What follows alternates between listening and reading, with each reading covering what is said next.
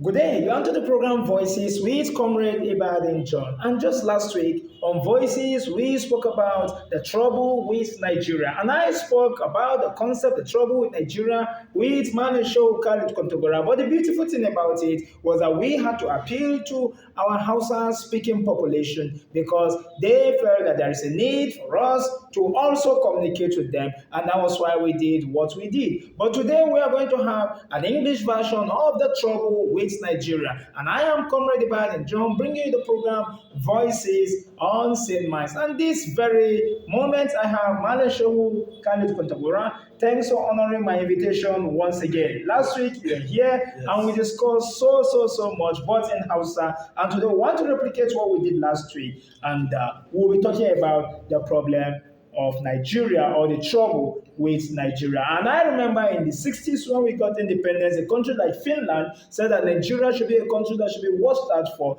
that in the next few years, Nigeria is going to be a very powerful country. But 60 years after,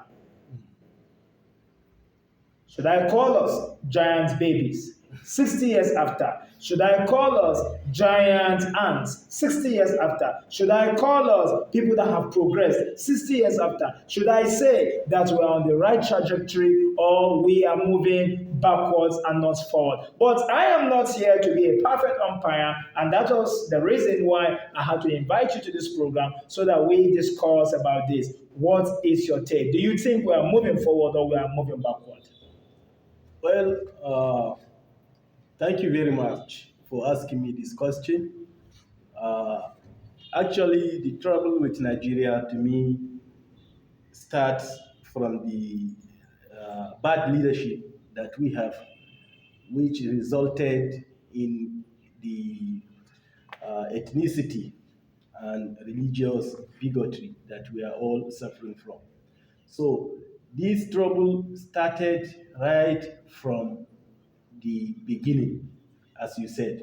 In 1960, we gained our independence. We started very well, but later on, things have changed. So, to me, as you have just asked, I cannot say that what is presently happening is forwardness or backwardness, as you said. To me, there is no anything that is progressing that in the country. There are so many things that are needed to be done so that the country will progress. And as I said, it is as a result of this ethnicity and religious bigotry. Because once these parameters are used, especially in the democratic society, there will be a problem. And Nigeria, we have such problem. Our leaders, or most of our leaders, have tried to divide us, which is bringing backwardness in the society. You And said, even hold on. You said they try to divide us, and you said they have divided us probably.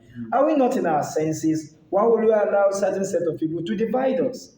well, that's why I have to say that even we, the masses, are what guilty of that, because we cannot just point and accusing fingers to what to our leaders, because if we do not allow them to use us, I think the leaders have no say. They cannot control us. But today, we, the masses, have given up. We have given up to the what? To the rulers, to do whatever they like with us.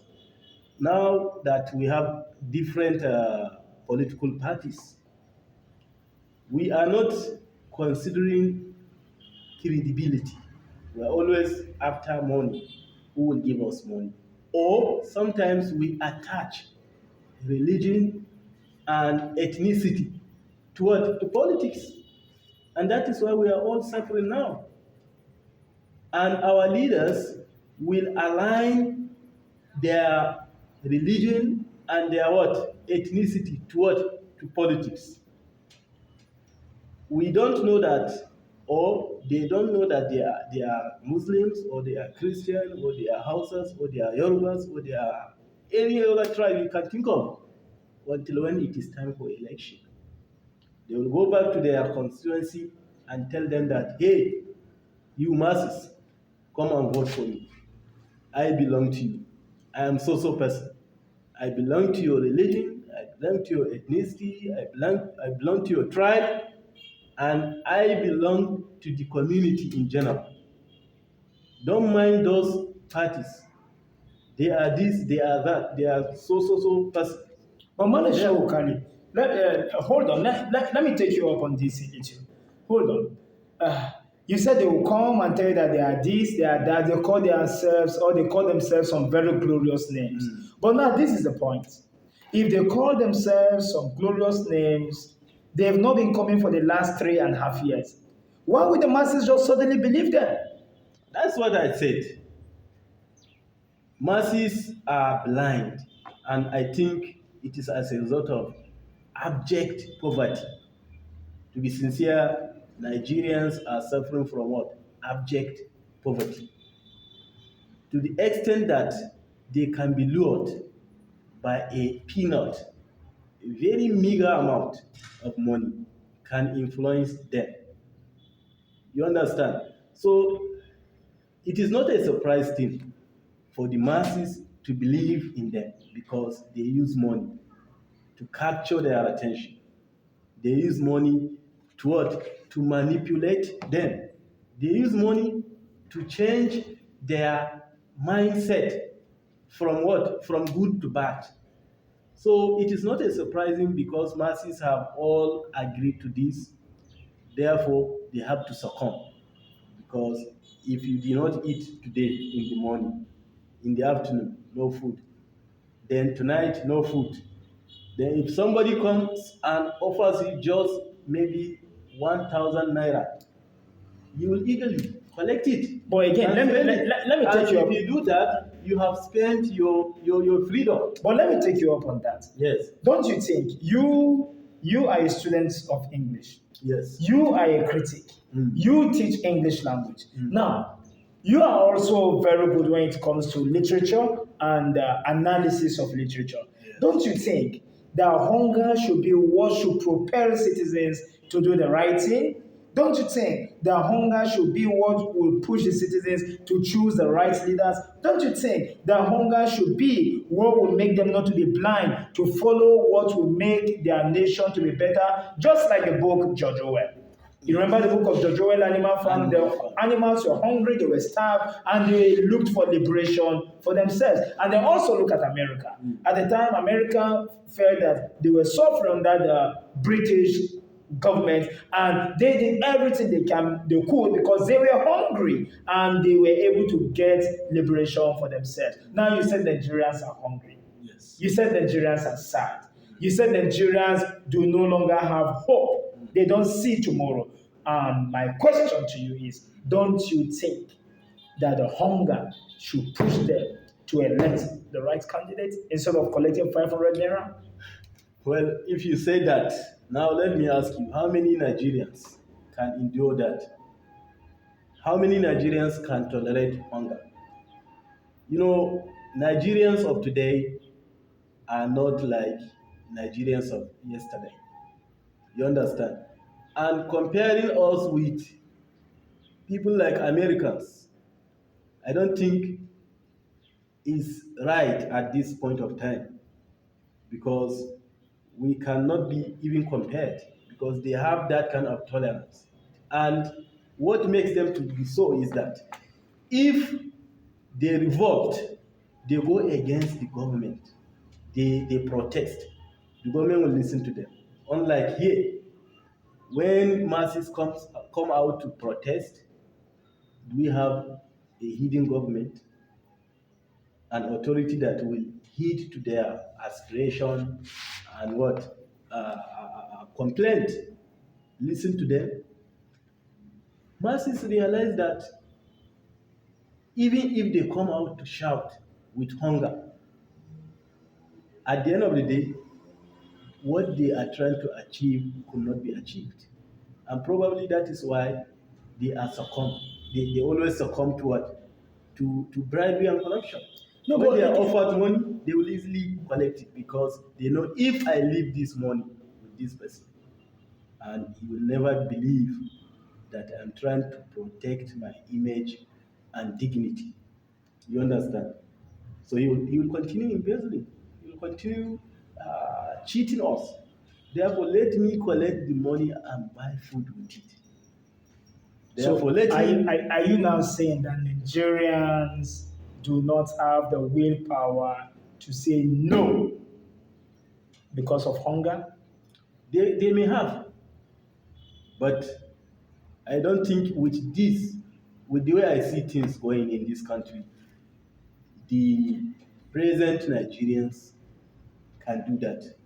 I know there are some that can do that, But they did but it. not all. They did it. Not all Nigerians They can did do it in that. 2012 when the administration of Goodluck Jonathan came up with the issue of fuel subsidy. Mm. And Nigerians, for once, we saw Muslims and Christians uniting to fight somebody they termed in quote as a common enemy. Don't you think that should be replicated again? They were hungry Yes, then, yes, they were if starved then, but they used their starvation and their hunger to push for what they Of wanted. course, of course. Thank you for bringing this instance.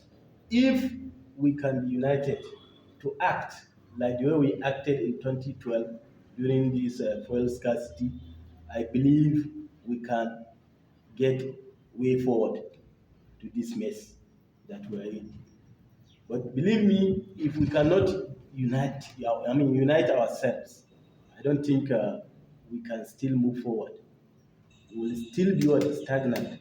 We will remain where we are unless and until we have that determination to rise against the tyranny of our leaders.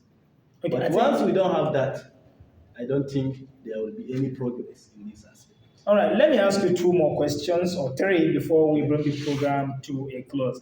Also, as a critic, we have also learned from the great Chinua Achebe that unless the lion learns to tell his own story, his story will always be scripted by the hunter. So, in essence, what you are trying to say is that until we rescript, until we write our own story as citizens and as Nigerians, our story and our life will continue to be dictated by the who is who in this nation. So, the question I want to ask you from that perspective is what is the way out of this problem we have as a nation?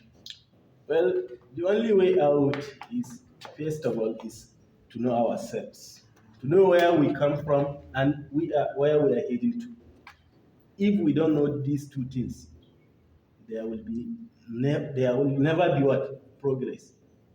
There will never be way out in this aspect. So let us first of all know ourselves. We should know where we are today and where we are heading to.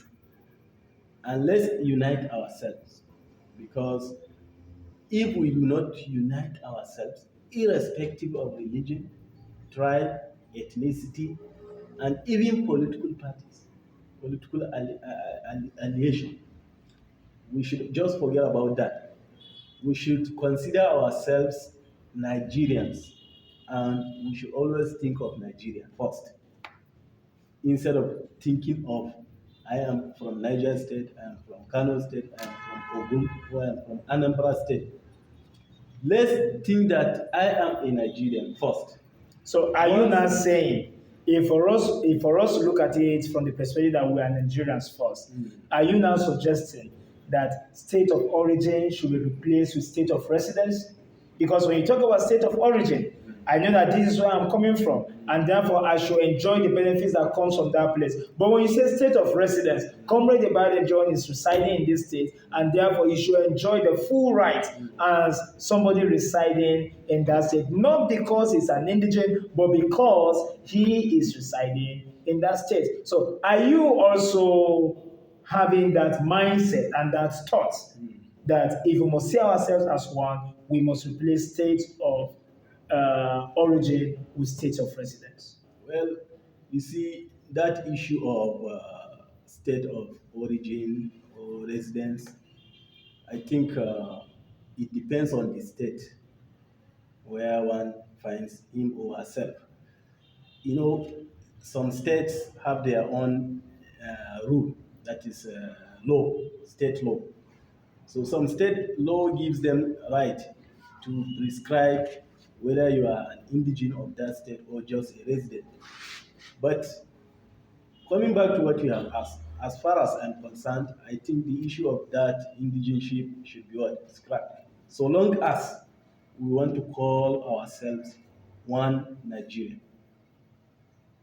Because I am a Nigerian, not a Nigerite, for example. I hope you understand. Now, if I want to be employed in Niger State, I should be employed by Niger State government because I am a Nigerian, not just a Nigerite, because Niger State is in Nigeria. That's right. I hope you understand. Therefore, I should be employed. Now, if I, as a northerner, for example, I find myself in Enugu State, then the Enugu State government should also employ me because I am not just an indigene of Enugu, but a Nigerian. Likewise, other states. If I go to Ogun or Lagos, let Lagos State government give me job irrespective of where I come from, so long as I am a Nigerian and I am going to serve Nigeria, not only Niger State, Lagos State, or Anambra or Enugu State. So I think if that one is scrapped, I don't. I think we are going to move forward. Yes. So basically, you are looking at unity. For Yes. unity to Unity. come, then we must, in every sense of the word, see ourselves as one. Yes. And for us to see ourselves as one, there is a need for us to avoid the concept of divide and rule by our political class. Yes. All right. And I think what Malan Show Kalu Kontokora just said is perfectly okay. And we are doing everything we can to ensure that we have a better nation. We are tired with what we are seeing. We are tired with what we are observing. We are tired with the way this country is moving. And there is a need for a quantum change. And for that change to come, we need to hear the voices of men, voices of women, voices of youth, and voices of the locals who feel that they have a stake in this nation. The trouble with Nigeria is the trouble of insecurity. The trouble with Nigeria is the trouble of indiscipline. The trouble with Nigeria is the trouble with nepotism. The trouble of Nigeria is a trouble where you find out that I am because my brother is, not because I have what it takes to actually make my nation better. So this very particular day, our take, my take, and the take of Malasho Kalu Kontogora is that we should see Nigeria first before looking at our own personal gains or what we can get. And by so doing, we will be able to uplift Nigeria into a beautiful state of affairs that she will be proud of and everyone within Nigeria will be proud of. Malasho Kalu Kontogora, thank you so much for honoring this invitation. And I am so excited. Anytime I have you right here, it's always as if the program should not come to a close. But thank you so much. I'm excited. I'm very grateful. And dear listener, keep on watching this channel, Voices, being brought to you by Comrade Ibadan John, because all that has ever been, all that is, and all that will ever be is a function of our mind power given to us by the Creator to make our society a better place to live in. I am Comrade Ibadan John, bringing you the program Voices on St. Minds.